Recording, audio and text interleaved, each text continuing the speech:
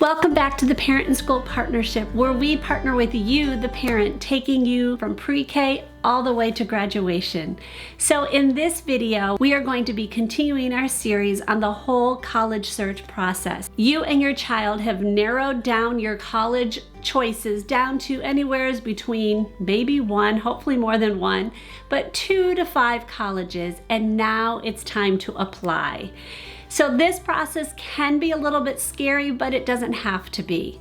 Again, we will be talking to our school counselor, Mr. Bob Brennan, and our assistant college counselor, Mrs. Susan Hawthorne, and they're going to be answering some of our questions. We also are going to be interjecting some interviews that we did at a recent Christian college fair, where we talked to some college representatives about some of the same questions that we asked Bob and Susan, but we're going to ask them and some other things that they came up with about the whole college search. This was really fun, and they had some really good answers, so I'm looking forward to you guys hearing their answers. So the college search process finally culminates with the application. What are some things that you're going to need to have available? Well, what are some things that your child is going to have available when they apply?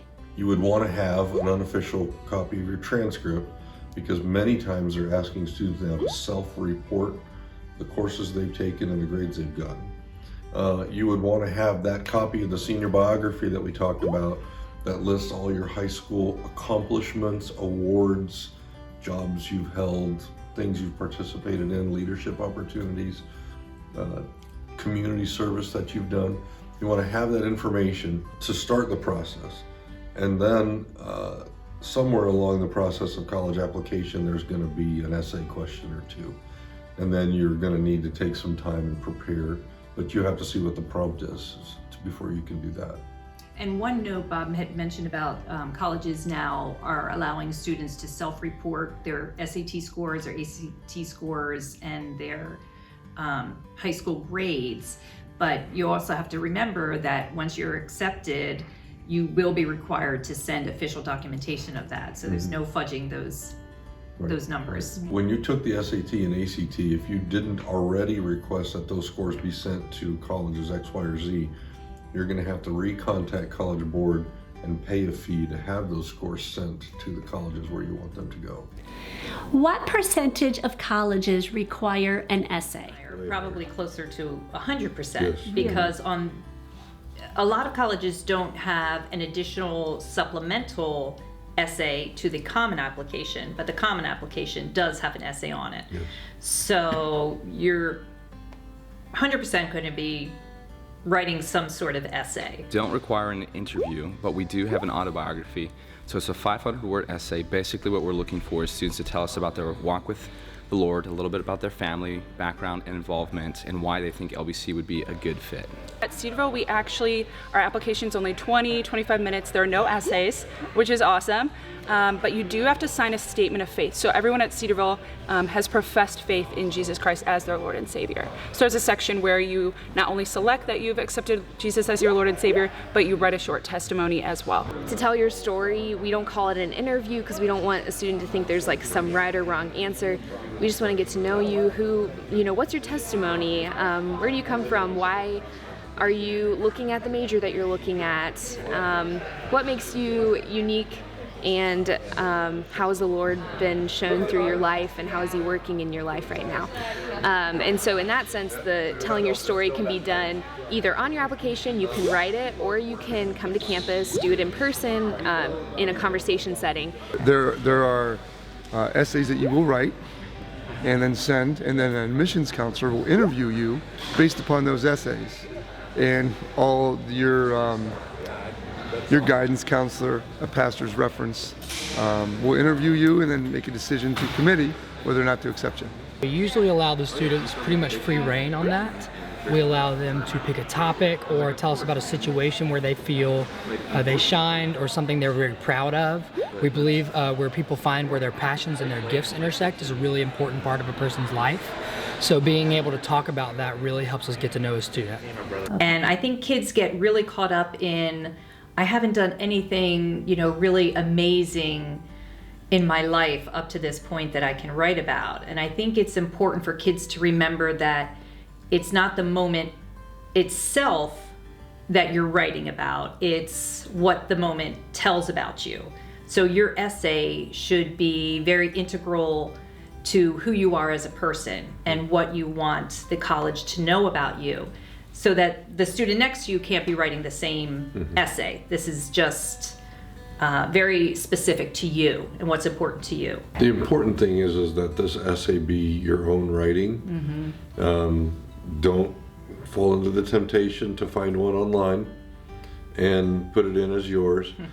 Do write it yourself. It needs to somehow express somewhat of who you are in response to whatever prompt they've given.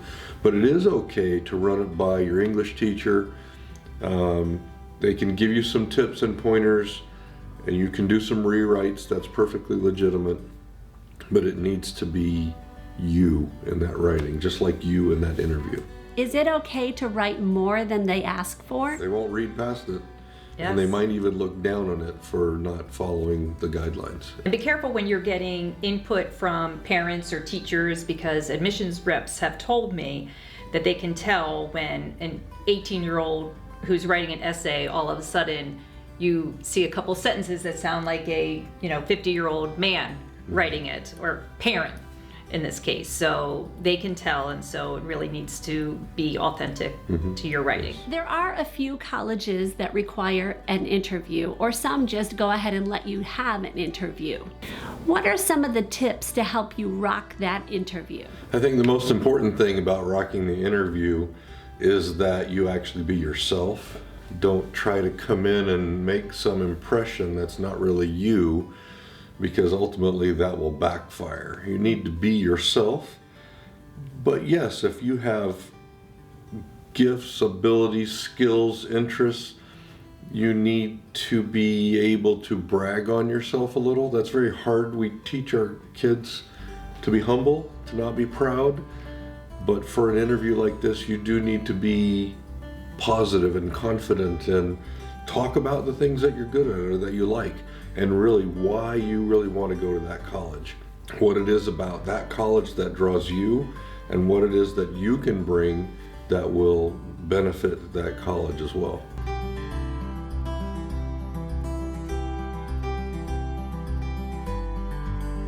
Because it helps us to see what's important to students, what they're celebrating, what they think would be some of their greatest qualities and what they would bring to our college, as well as how well they understand the mission of our school and how their gifts and talents can be grown and developed at LBC. One of the things when they're talking about their background is to be able to talk about things like their leadership and service, church involvement, because then again that helps us see where their heart's at and what they're involved with. And then as we're looking through internal scholarships, we can recommend that they be a part or they apply for those scholarships. And that autobiography again helps us to see what's important to them and helps us to understand if they would be a good candidate for certain specific in-house scholarships. I mean, to stand out, honestly, just be honest. Like, everyone is different. Everybody has a unique story, and the Lord's working in everyone's lives and has a unique plan for everybody's lives. And so I think you'll stand out if you don't try to fit into some mold of what you think your story's supposed to look like. If you've done a bunch of extracurriculars and you have good grades and you've done everything on like a checklist of things that you want to stand out to colleges, that's awesome. Like, we want to know what you are interested in, we want to know what you're involved in, but also we just want to know what makes you you, and we want to know how the Lord has touched you individually. And so just being honest and authentic is the best way to stand out to us, for sure. So we want to see servant leadership.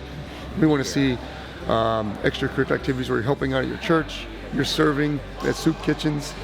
Those applications, you're a leader on your sports teams, you're a leader in the school.